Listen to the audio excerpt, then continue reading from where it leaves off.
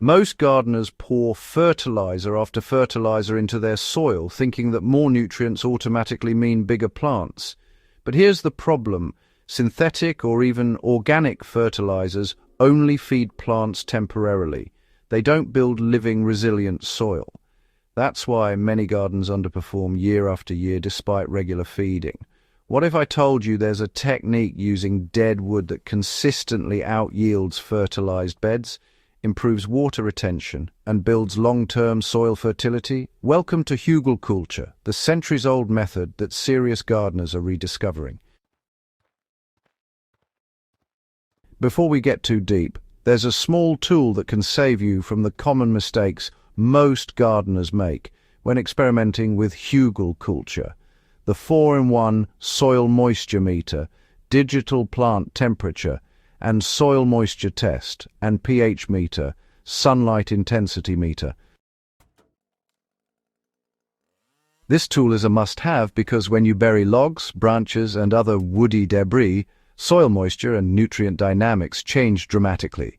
Without monitoring, you can either overwater, which suffocates roots, or underwater, which stresses plants. I check moisture, pH, and temperature regularly to make sure my hugelkultur beds are performing optimally. I'll leave the exact one I use in the description if you want to check it out.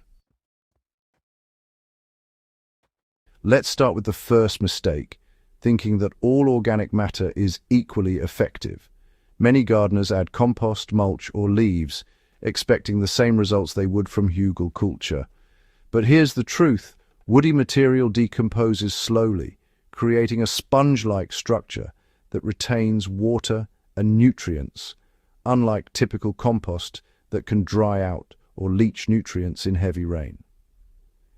In my raised beds and backyard experiments, I've seen hugelkultur mounds consistently outperform traditional compost beds during drought periods, simply because the buried wood acts as a reservoir.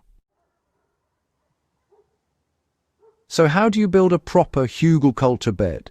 Well, you start by digging a trench or a shallow bed in your garden. Then you lay the largest pieces of wood at the bottom. Fallen branches, logs, or even pruned wood work best for this. The wood should be partially decomposed if possible. But honestly, even fresh hardwood logs will do the job. They just take a bit longer to break down. On top of this, I like to add a layer of smaller sticks, twigs and leaves, and then follow that up with a layer of composted organic matter or topsoil. The key here is really about layering your materials in a way that promotes airflow, helps hold moisture, and supports gradual nutrient release over time. Spacing and layering are, absolutely critical. In one of my raised beds, I placed logs about 20 to 30 centimeters apart, making sure there's enough soil and compost between them. This sort of setup prevents those nasty anaerobic pockets and gives your plant roots plenty of space to expand. After that, I cover everything with about 10 to 15 centimeters of nutrient-rich soil and then mulch on top.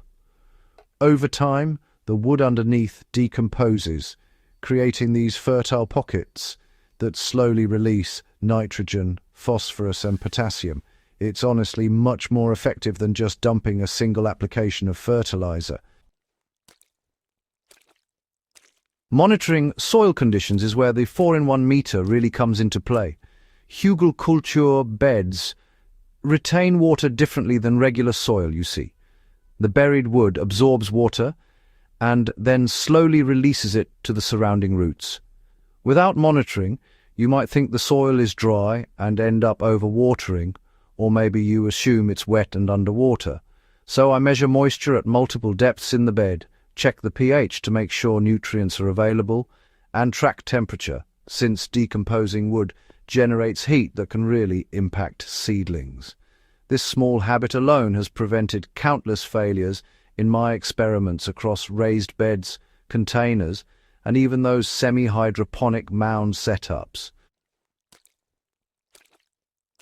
Another overlooked benefit of hugelkultur is microbial colonization.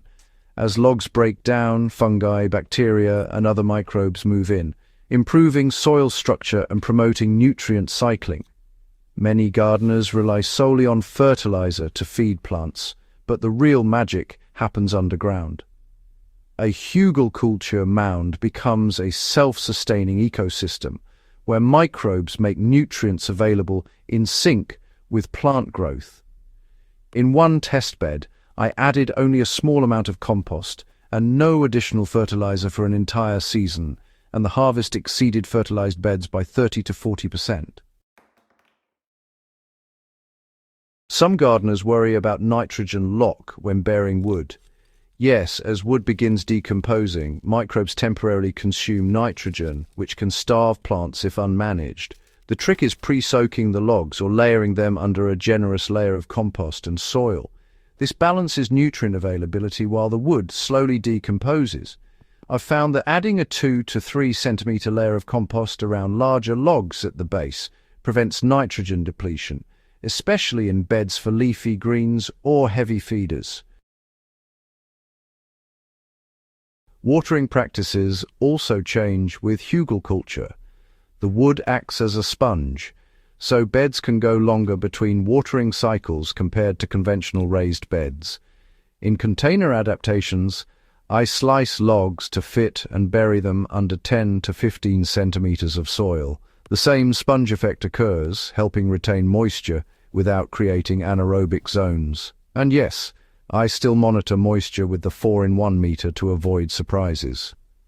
Even a small log can drastically change water distribution in a small container. You know, a lot of modern guides tend to overcomplicate hugelkultur with exotic wood types, pricey amendments, or really deep trenches. But honestly, from my own experience, it's the basic principle that counts: wood, soil, compost, layering, and, of course, a bit of monitoring. You really don't need fancy inputs. Fallen branches, pruned limbs, or even some old hardwood from your firewood stack will work just fine as long as you prepare them properly. And here's another benefit that often surprises new gardeners: temperature regulation. As the wood decomposes, it generates a bit of heat, which can gently warm the root zone in early spring or on those chilly nights. In my own raised beds, I've noticed seedlings establish themselves faster, and the growth stays steadier during temperature swings, especially when compared to fertilized beds that don't use hugelkultur. This thermal effect isn't dramatic, but it's definitely noticeable if you're tracking soil temperature with a meter. One common mistake is thinking hugelkultur is only for large backyard gardens. Not true. You can adapt it to raised beds, containers, and even semi-hydroponic media by using smaller wood pieces and layering carefully with soil and compost. The principles remain the same: create structure, retain moisture, feed microbes, and monitor conditions. This flexibility makes hugelkultur ideal for gardeners of all scales. So let's summarize the key steps for success. Start with logs at the bottom layer, smaller wooden compost cover with nutrient-rich soil mulch, the surface monitor, moisture, pH, and temperature. With a reliable 4-in-1 meter, adjust irrigation as needed. Over weeks and months, your bed becomes a living system that slowly releases nutrients and retains water far better than repeated fertilizer applications. Hugelkultur isn't a magic trick. It's an understanding of soil biology, decomposition, and water management. Unlike quick-fix fertilizers that spike nutrients temporarily, burying wood creates a resilient, fertile bed that continues to improve year after year. It's low-cost, regenerative, and produces consistently higher yields across vegetables, herbs, and even fruiting plants.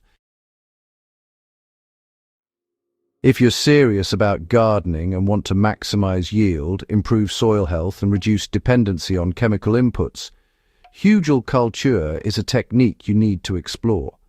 Paired with careful soil monitoring using a 4-in-1 meter, you'll avoid common pitfalls, optimize water and nutrient use, and create beds that literally feed themselves over time. For more tested strategies on soil health, regenerative gardening, and practical methods that actually increase yields, subscribe to Farm Logic. Share this video with gardeners who rely heavily on fertilizers and show them how dead wood can outperform bags of nutrients season after season. Your soil, your plants, and your harvest will thank you.